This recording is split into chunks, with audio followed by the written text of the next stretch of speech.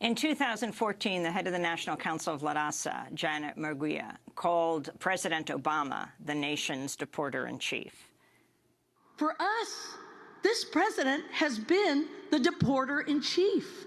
Any day now, this administration will reach the 2 million mark for deportations. It's a staggering number that far outstrips any of his predecessors and leaves behind it a wake of devastation for families across America. The president says his administration does not have the authority to act on his own.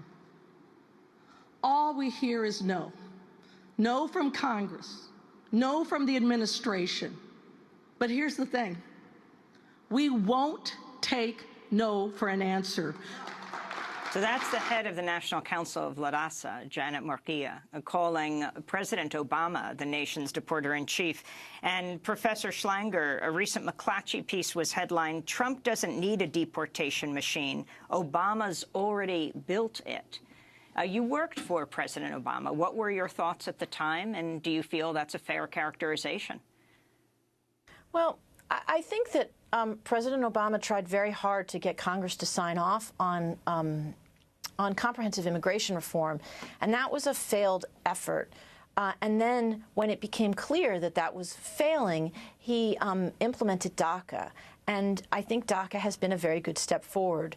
He also implemented a set of practices to prioritize immigrants who were both people who were very, very recent entrants, who were really caught right at the border, and people who had committed criminal offenses. I think those were appropriate baby steps.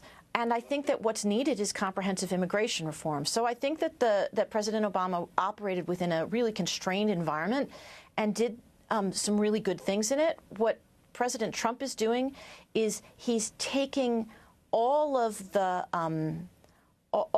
apparatus that was built and funded and insisted on by Congress, and he is ramping it up. He is you heard it yourself from Spicer. He's unshackling the discretion of line officers, and now they can deport pretty much whoever they want. And I think that's an abdication of responsibility by the president, and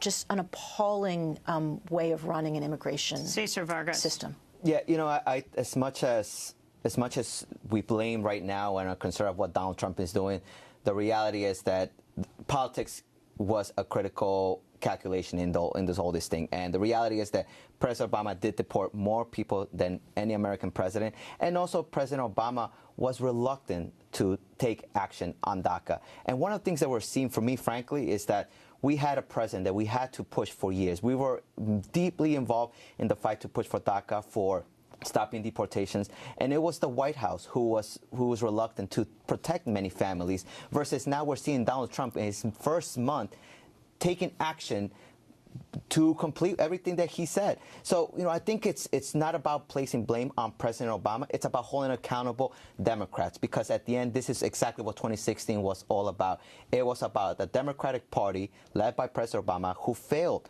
to listen to what the concerns of the American people, and people wanted immigration reform, no question about it. The real culprit here are not the immigrant communities, are not the American people. The real culprits here are Congress, Republicans and Democrats, who failed to listen to the American people, to pass immigration reform, to take action on protecting families, to take action to protect the families, and to really ramp up the economy. What we didn't. So we just saw literally a president who played politics, both parties, and now we have a president, Donald Trump, who's just simply doing whatever he feels like on tweeting. And I think that's not how you govern this nation. So it's about holding accountable both Democrats and Republicans, because both of them must take responsibility for a broken immigration system. And now we're going to see this results play out, sadly. At one of the many massive protests that have taken place, this one down at Battery Park, as people, thousands, marched to Federal Plaza, one of the people was holding up a sign that said, "France called, they want their statue back."